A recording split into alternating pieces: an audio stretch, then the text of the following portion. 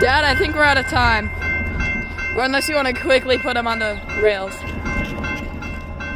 So, anyway, let's move out of the way so he doesn't run us over.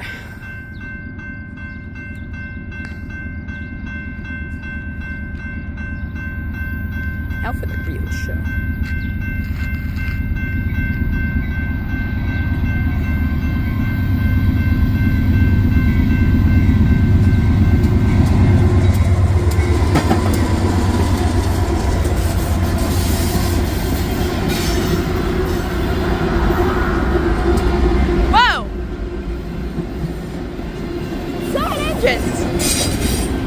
This is gonna be a long train.